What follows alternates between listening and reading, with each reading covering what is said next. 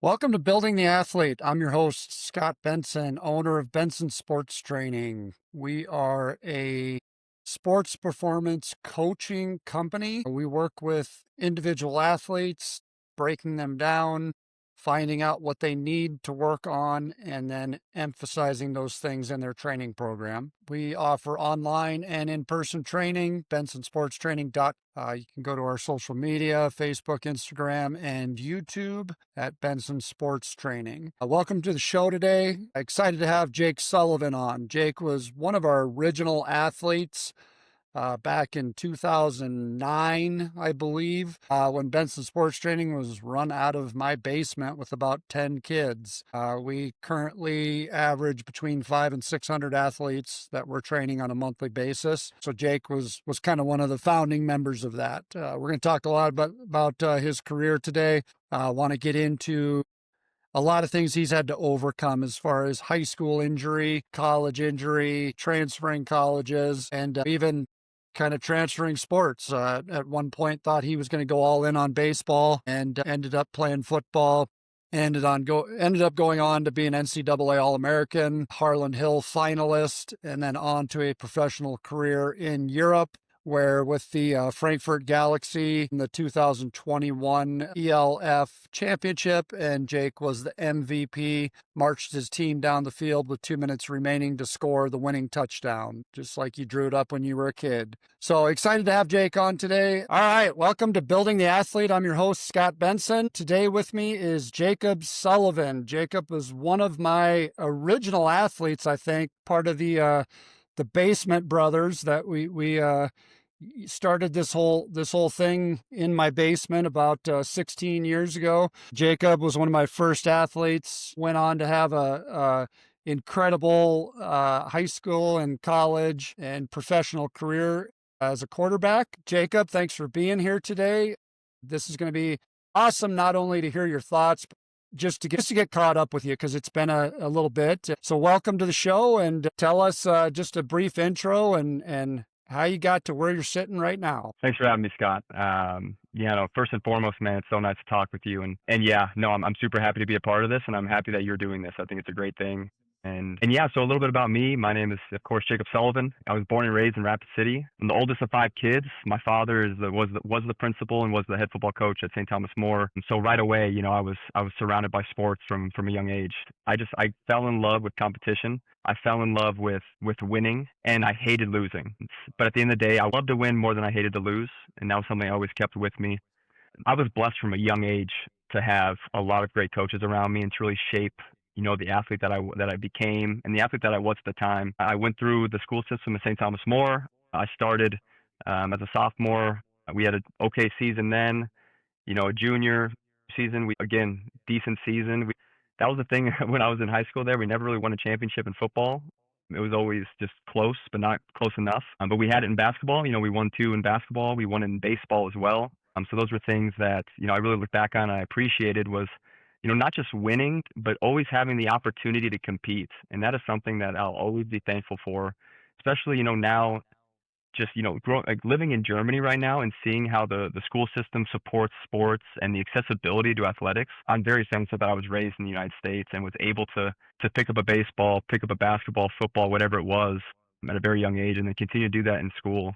I think it was something that I found really special. I think also for myself, growing up in a bigger family, I was always attracted to that family-centered environment, and that's what sports that's what sports gives you, right away. It's just natural. It gives you that sport environment, and I was very thankful to have that growing up. I had an injury in my senior season of football. I fractured my fibula in the 3rd game of the season, so I had to sit out my senior year of football.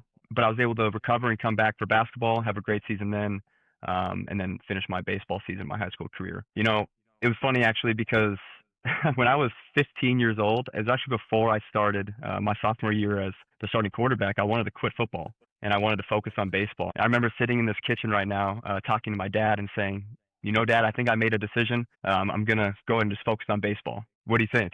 He's like, no, you're not. What are you talking about? You're going to be my quarterback next year. And at the end of the conversation was, it's just, my dad's perspective was that it was the best for me to be as, competitive as I could be year round, in different sports. And of course, I see it from both sides. I really believe it's important to work on your craft year round, but also have the ability to, again, I just think every opportunity you have to win or lose is a learning experience, and it's something that's only going to teach you how to win. I didn't have a ton of offers. I had a couple walk-ons at USD and SDSU, and I just remember at that time, I couldn't remember who had given me this advice, but it could have been you for all I know, Scott. Go where you're wanted. Went to Northern State my freshman year of college. I redshirted at Northern, and I think that was actually one of the best things I could have done. It was a wake-up call, man. I remember sitting during the first week of fall camp, sitting in the dorm rooms, going through the playbook and saying, "What am I doing? Like, what am I getting? This is a lot, And it was a real point where, some guys had quit, were already thinking about quitting. I remember telling or asking myself, is this something that I want to be good at or not? Because if I want to be good at it, I might as well put all of myself into it. At that point, I made a decision that I was going to put myself into it and really do my best and be okay with failing. I was always so in my head about making sure I did the right thing. But at the end of the day, failing is part of it. Failing is part of success. It's part about being a human being. All of these things, I think, really play into the success piece. When I went through the whole fall camp or the redshirt freshman year at Northern, I learned a lot about myself that year. I went through the whole redshirt year. I had a great spring game as well. Like I had a great spring time at Northern. I remember I was at your gym one day and I was going through just the dynamic warm up at the beginning, and we were just talking about the future and things like that. And I was working that job, and I was speaking to these guys who were all at that time, South Dakota School of Mines graduates. And I think I even asked you, I said, Scott, what do you think about me going to South Dakota School of Mines, coming back home, being close, getting an engineering degree? Because even at that time, I was also mentally prepared that football wouldn't take me past college or wouldn't take me past, to the NFL, for example, and that I should probably prepare for what comes after. And to me, that was getting an engineering degree, or at that, in my mind, just a solid degree that I know that I could use at some point. I went into School of Mines and I actually did make that transfer. And when I did make the transfer, unfortunately, Northern States, at that point, they could like deny your release. But yeah, so I had to sit out that whole first year at School of Mines. I remember getting to School of Mines, I was only able to practice and work out in the gym with the guys and go to school, obviously. And I remember my first two tests I took, I think I got less than 20% combined on both exams. And I remember like, wow, okay, I really need to buckle down again. I get to School of Mines my suspension year. They bring in also a drop down D1 quarterback from University of Montana. Trent McKinney, his name was.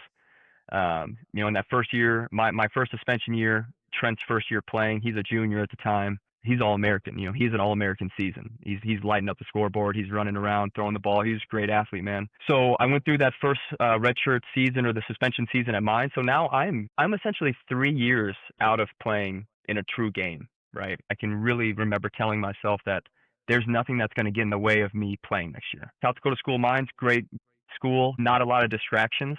Do you know what I mean? It's a very easy school to just focus. Whatever sport you're in, you can focus on that. You can focus on school. And lucky enough for me, I could focus on my family, so they were close.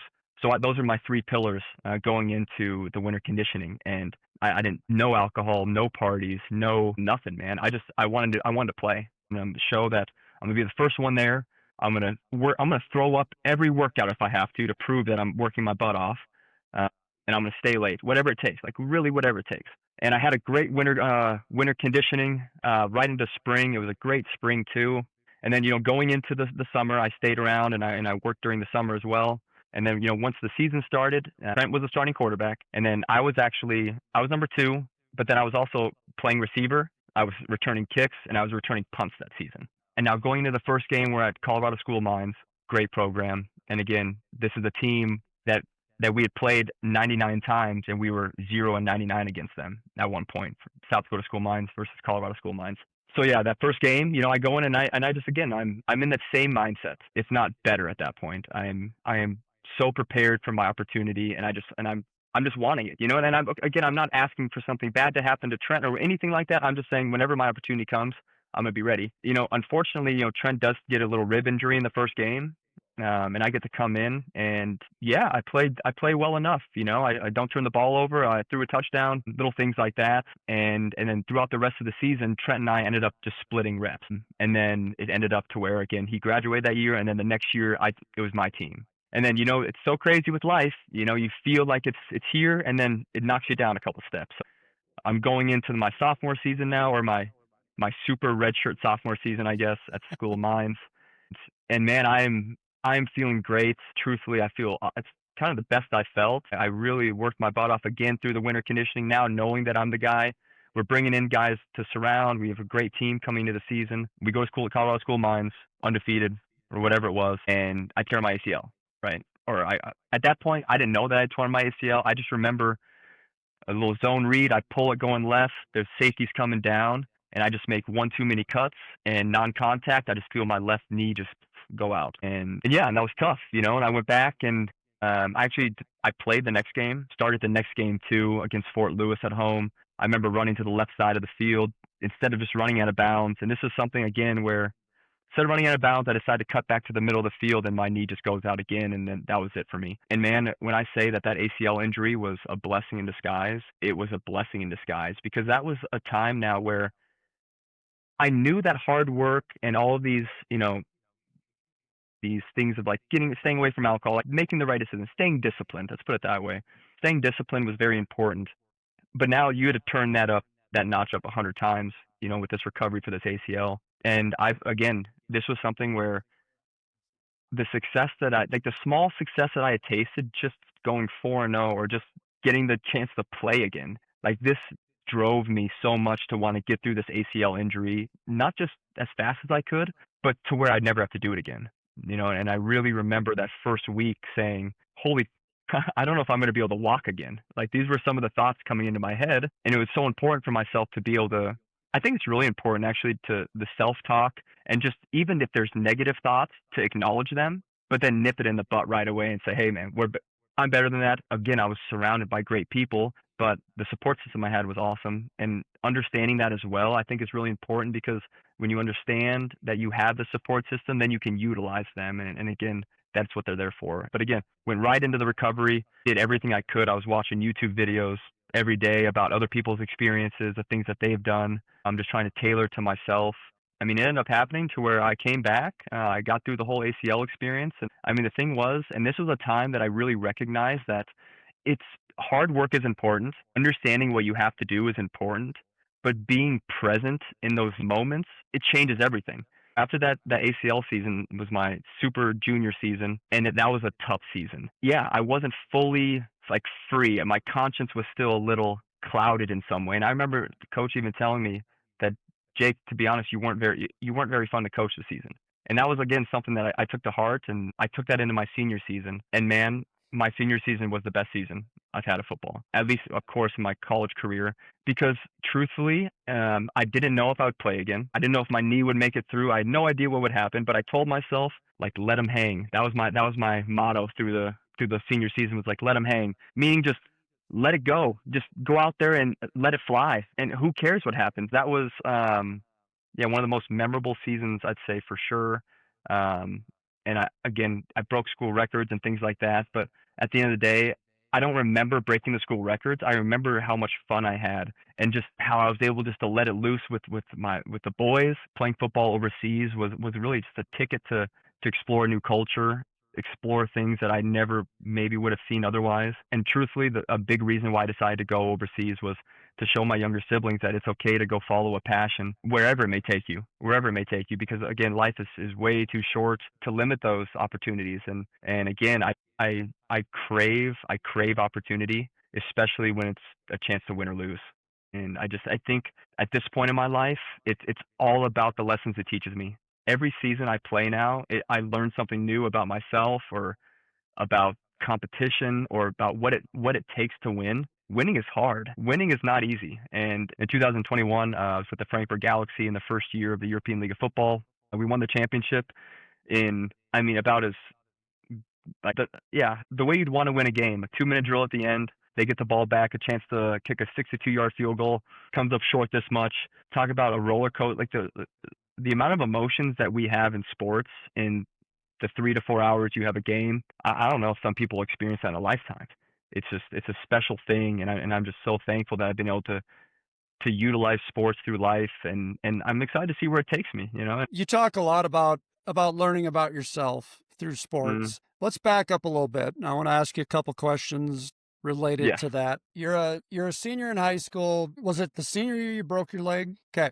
So, I mean that's the pinnacle of a young high school player's career is that senior year trying to win a state title, and 3 games in you break your leg in a game. From before that incident to, let's just say, 6 months to a year after that incident, tell me from an emotional perspective, like, how did that feel and what did you learn from that process? Good question. I remember sitting in the doctor's office looking at the X-ray with my dad. Again, my dad was my coach at the time, and I was the oldest kid. All these things. My dad's a very emotional person, and I know for a fact I get that from him as well. We're sitting in that X-ray room, and again, the doctor comes in, says, "Yeah, your season's over," and man, we just both started crying, and I cried. I think crying's great. I think it's so nice to get to seriously, man. If you haven't cried in a while, just cry. It'll happen, and it's a good release. But at that time, I was crying because I felt like I had let my dad down in a way. Also, I felt like I don't know what's next because what was promised was my basketball season and my baseball season that I get in high school. I didn't know what was promised after that. Honestly, I wanted to win Rapid City High School Athlete of the Year so bad. I really wanted that for myself, for my family. That was something and I remember asking my dad, I was like, do I have a chance to win now and all these things? And he's like, well, it depends on how you recover and what you do next. I felt like I didn't, I felt like I had no direction. I felt lost, and then I started going to physio, and I remember I went to Mr. Kirsch actually, and I remember I just started finding like joy in the small things, joy in the little victories, being able to, flex my ankle without pain or flex my foot without pain, being able to jog. I remember my first basketball practice. I was like, wow, this is amazing. And I was just starting to appreciate, I think, the little things and appreciate those little victories that come along rather than just looking at going in saying, "Oh, I want to win Rapid City High School Athlete of the Year. I want to win a state championship," or all these little things. But then after that, I was like, "What little things can I be really good at then get to where I want to be?" And I just really started to be thankful and just appreciative that I was able to play and have the opportunity to be out there. Because again, like I really like, the opportunity to play is so important to me. But I felt like that was all taken away from me. But then I had to find a way to tell myself that it wasn't, and that I had to just continue to work and find what was next. Because again, life at that point when you're young, in high school, life is long, and you have a lot of opportunity in front of you. Even now, opportunity is endless. But yeah, just being able to that positive self talk just to get back into your groove or find a rhythm. Finding a rhythm is really important. And it sounds like you started respecting the process to where when you were younger, maybe you were a little bit more focused on outcome, meaning I want to win this award, I want to win this game, to where, being injured, sitting out, having to work yourself back started to make you respect the process more, not the outcome, and focus on the process more, not the outcome. And then I want to say it was when you transferred between that year that you had to sit out. I Mhm. think was a huge transition year for you. I think that's when you really got serious about training, really, I think nutrition, all of it started to come together. You physically changed, you physically Mhm. looked different after that. And that's, when you're 19, 20 years old, that those are hard habits to break. And you've kind of mentioned that, yeah, you were driven and all that, but I mean, tell me a little bit about just that transitional time for you, because you were a great high school athlete, but you became very, very after that. And a lot of times you don't see that. Like, you got faster, you got stronger, everything changed during that period. So look back on that and talk a little bit about that time in your life. Yeah, I mean it's a great question because I remember even I don't know if you remember this, but my junior year of high school, I was pretty round in the face even at that point because I didn't know anything about nutrition. I wasn't sure. I remember drinking these like smoothies all the time, and I asked you, I was like, Scott, do you think these smoothies are nice? And you're like, how many grams of sugar is in them? I was like, a lot. You're like, well, you probably shouldn't be drinking that. Yeah, a big transition point for me truly was the nutrition standpoint. Like being able to, at that point, I'm still kind of feeling out my body of what it needed to be optimal to really operate at an optimal level. I was battling with acne, like all these little things. And then I decided to kind of cut out, certain things and really just focus on like healthy fats, healthy proteins. I really tried to stay away from, like, for myself, like dairy products. They never helped me. And so I've really stayed away from those. And again, I think like then me being able to focus on these nutrition pieces, which in the end really did help me mentally, it also helped me because I knew that I was fueling my body the right way. I knew that when you were coaching me, you were giving me the right information and that I was going to be doing the right exercises to then get me to that point and I could fully buy in, right? And I mean, I think there is a difference between being like driven and motivated, but then also being able just to buy into something and commit yourself fully to it. Really just being, I was honestly, like, I understood in high school, like I knew I was a good athlete. I was good hand-eye coordination, all of these little intangibles, but like if the nitty-gritty to really running fast, jumping high, being good laterally side to side, these things I was just kind of okay at, and I just relied on my other athleticism to get me through. And just again, high school sports is very different than when you make the jump to college. Like everyone is somewhat athletic, everyone is training, right? And you know, honestly, I really believe that I wanted to be good. Like I wanted to be better. And I knew that I had all of these things in front of me. Like I had this layout, right, where I had the right exercises, I had the right, truly, I'll say it, support system. I had the right support system. I had the right friends. Like that is again so important. I had other guys around me who wanted to be better. I had Jed, my younger brother, who was actually I believe at that time going through an ACL injury too, or ACL recovery.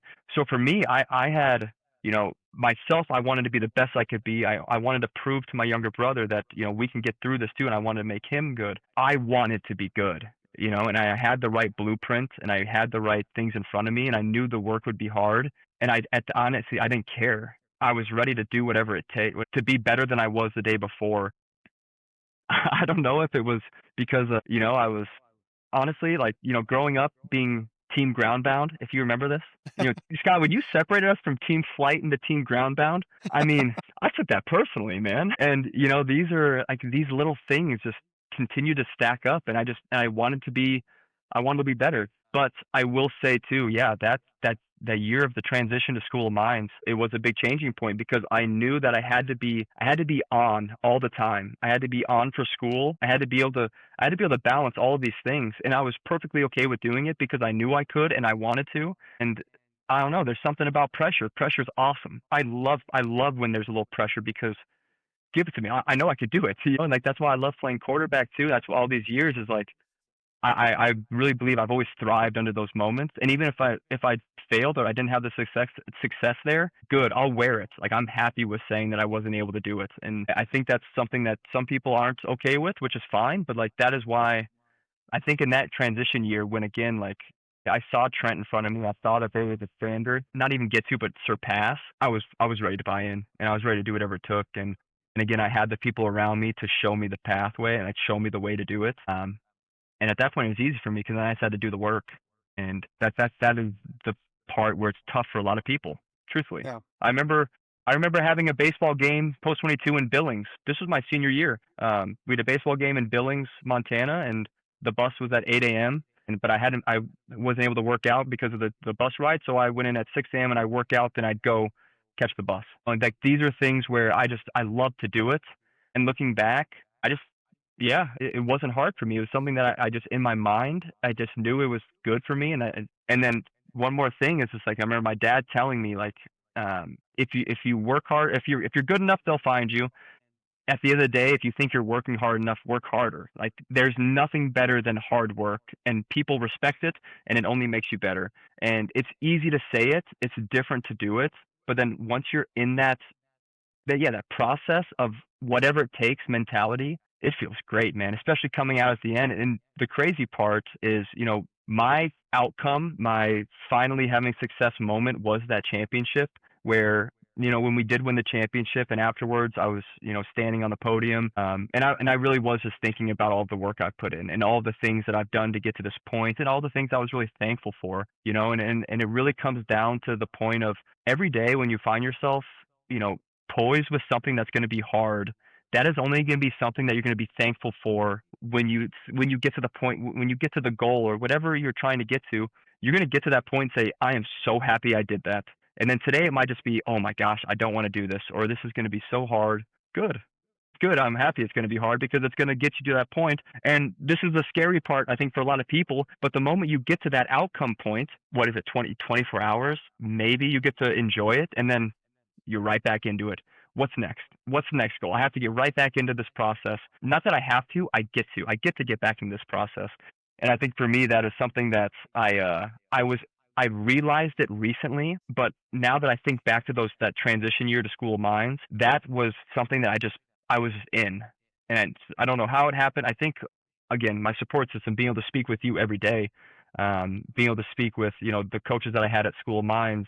I've again, I'm so thankful with the coaches I've had throughout my career, and it's all shaped me, I think, to this moment. But yeah, When so there was another time I remember, and I gotta word this somewhat politically correct, but I think a lot of us, when we're teenage athletes and you've had some success, it's pretty easy to be arrogant, and I'll just call it what it is. And, I might have or might not have seen that in you a little bit as a young athlete, but I remember as you kind of matured, and I don't know if it was in college or I don't know if it was once you started playing professionally, but I remembered you would come back and you would literally light the gym up with your energy. Like, you would make everybody in the gym better just being in there. And you had this selfless attitude that you were just hyped to be doing what you were doing. And it was, you could just see it be contagious to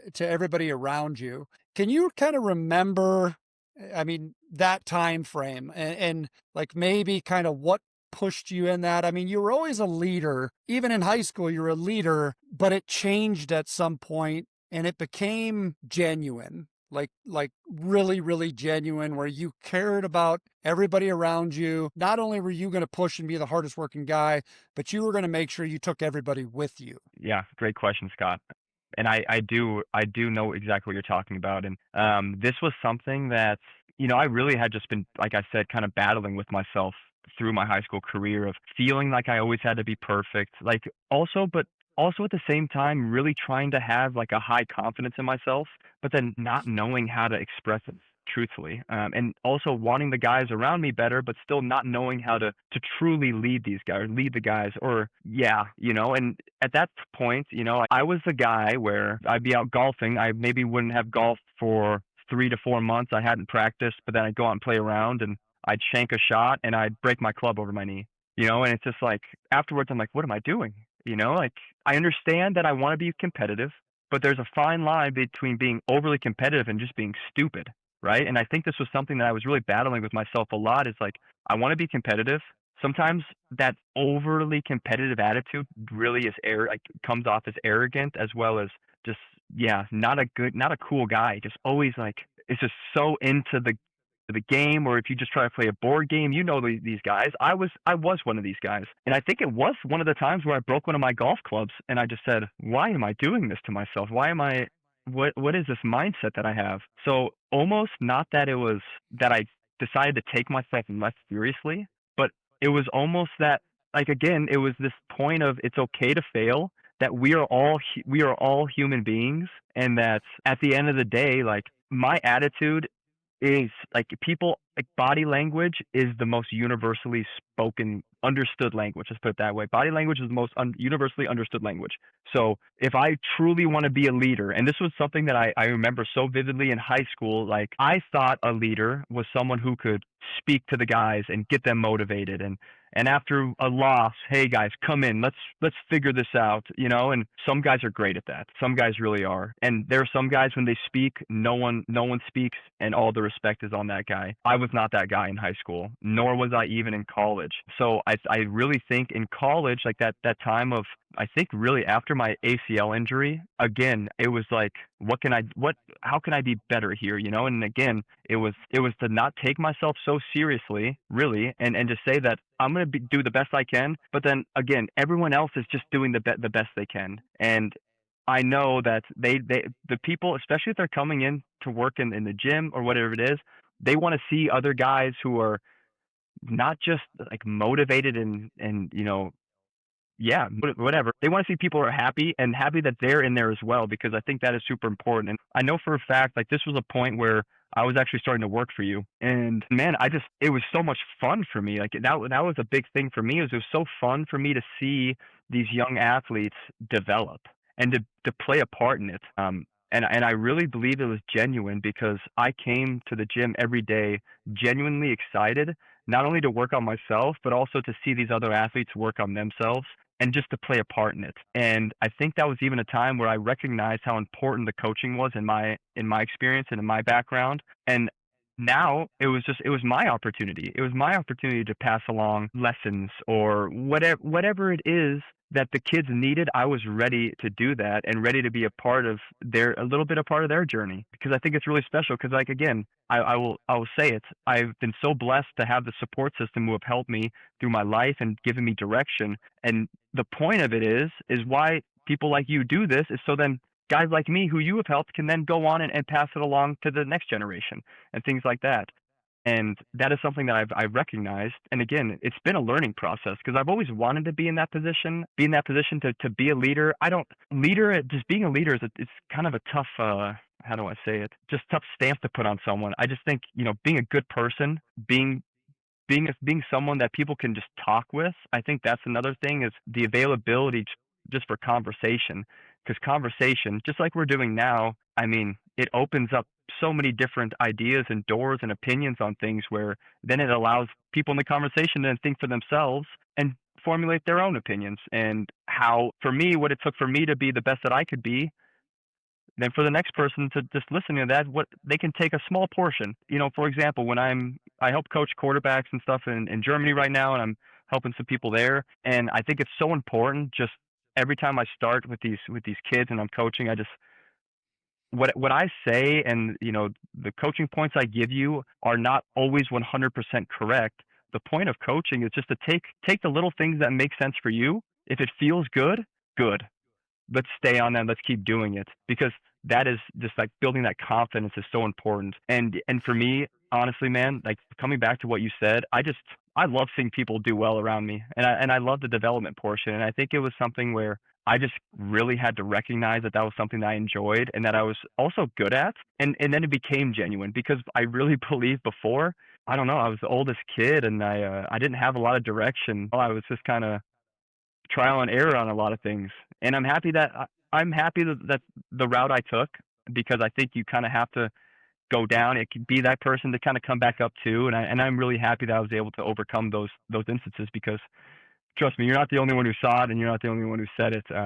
But no, for sure, I think it's something where I've always had a lot of confidence in myself, and I think that was something that was always really important for me. But just how do you be a good person as well, right? And I think that's something that I'm still continuing to learn. And I think part of this is you've always been super competitive, mentally strong, willing to feel the pain, do the work. But I think, something that young athletes don't separate and don't understand is there's mentally strong and there's emotionally strong. And I think, the guy that's breaking the golf club is just not emotionally mature. And I was a lot the same way. I was super competitive, and I would react very, very poorly when things did not go my way. And I wasn't trying to be disrespectful, but it came off that way. It came off as arrogance, disrespect. So I completely understand that. And I had a sports psychologist on the show a couple times ago, and I asked him that question, and Hmm. he loved the fact that I asked that question, because it is,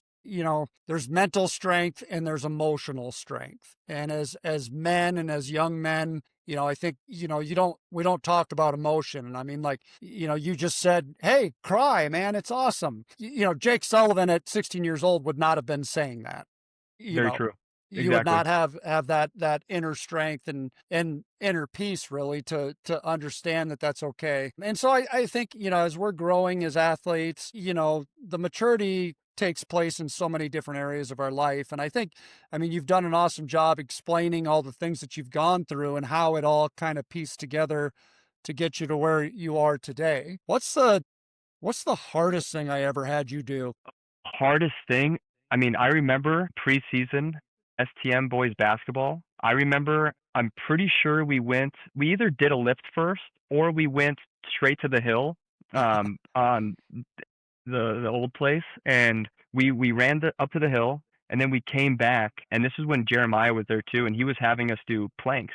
And I think we held a plank for 18 minutes or something like that. And it was like, just stay up, do what you gotta do to stay up, you know. And guys are on one hand, like one leg up, trying to switch between. And I mean, Scott, there's so many things that you've had us do that were difficult, but also like so rewarding at the end. And like that was the point of all of these things is like you finish and then you just be in your car on the drive home, and then you found yourself just being okay. And then really you'd ask yourself, was it really that hard? Like I remember asking myself so many times, I'd be on the ground in the gym, almost feel like crying, right? And then how hard it was or wanting to throw up. And then I'd just be on the way home and always say, wow, could I have worked harder? And I think that is something that I look back on too. But I mean, man, play, push, squat, jump pyramids, not just 1 to 10, but the 10 back down to 1 was terrible. That was terrible. Yeah, shoot. I mean, the clean complexes, all of those things were great. We would the races, that was always awesome. Like again, for me, anytime we got to compete, it was great. Gosh, yeah, I'd say the hardest thing was that STM preseason, going up running the hills, coming back just to plank for 18 minutes. It was fun. It was fun and And rewarding, I guess. you know, none of that was related that much to sports performance, or none of it transitioned much to sports performance. But part of my job is to make athletes mentally prepared as well. Hmm. Doing hard things with your teammates changes things. And I really believe that. Now, you know, I try to limit our time in the character building aspect of training because there's so many more important things to do. But I do Hmm. think there's a time and place for that. One other thing that I hopefully you remember, and you had mentioned before about how you got to trust the person and you got to communicate with that person. And I want to ask if you remember before you left for Europe and we were training together and I think you were working with me. And do you remember those conversations that we were having? I'll help tip you off. You had Please. 30 days left before you left the Oh yes, country. exactly. And you asked me to bring you a question every day, right? Yeah, exactly. Do you remember And the it, things I asked you? well, it wasn't allowed, you weren't allowed to ask me about anything sports related. Exactly. It It was had to more be like about life or business, right? Or professionalism? anything. Yeah. Yeah. So I remember you asked me like what was a mortgage and all kinds Sure. of different things. But the reason I bring that up is because, you know, I think that is so important in the sports performance world because you spend so much time with the athletes. You spend more time than they spend with their coaches. You have to know people on a different level. You have to connect with them. And I'll always remember that with you because you know, you really, I mean, you were going out into the world literally, and you know, you were still a kid, and Yeah. you know, I'm grateful that we got to have that time and you know have those conversations, and it was a lot of fun. Hey, absolutely. And Scott, just really quick too. I mean, I just think that is also a really important thing that I did learn from you, and that I really do appreciate is the personal relationship. I mean, it was easy for me to come into the gym and work out with you because I felt that you wanted me to be the best I could be. And you would have been pissed if I wasn't working my butt off or wasn't doing the best I could. And Right. I mean, I felt that, and that is something that I'll always be appreciative of because that is now the way that I it is so important to me, these personal relationships. Because if yeah, if the person that you're around doesn't care, that's not a cool thing, and it's And you so much feel it. easier.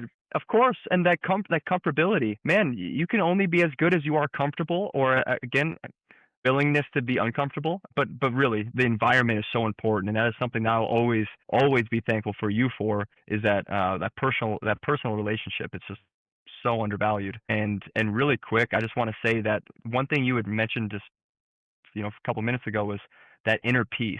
I think that is really something that I've been trying to highlight is just finding your inner peace and being okay with who you are, then will allow you to be the best that you can be. And that is something that it took me a long time to understand. It's okay, like it's okay, and being okay with yourself is always the most important thing. And that's something that I think that is that emotional intelligence a little bit, that the maturity is just that inner peace. And I just want to touch on that and say that, yeah, I think you're spot on there. Yeah.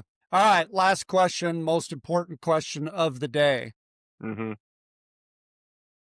So I really want you to think about the answer here. All right, baby sis is getting married. Okay. So on the wedding day, I'll give you the answer first. On the wedding day, A, the bride to be, B, Jakeb Sullivan, C, TJ Nolan. The question is, who's going to have the best hair? You thought about this question for a while, huh, Scott? Yeah, I want to see. I want to know how you answer this. Where's this confidence now? Well, I mean, the only right answer here, and this is because I've matured, is that it will be the bride to be. That is Okay. that is the only right answer. That And is a then very the I think emotionally intelligent answer. trying my best, man. I'm trying my best. All right. You passed that one. You passed that test. So, Jake, thank you so much for spending time with me. It was awesome getting caught up, and we're going to see each other a little bit here over break. But I truly appreciate you as a friend. You know, that's the most rewarding thing for me is these relationships are lifelong. And, you know, I sure appreciate you and look forward to spending some more time. And thanks for being with us today. Absolutely, man. Thank you, Scott. I appreciate it, and I really look forward to speaking more, man. Hour and 3 minutes, a little too short for me, but thank you. Yeah. All right. Thanks, Jake. Thanks, Scott.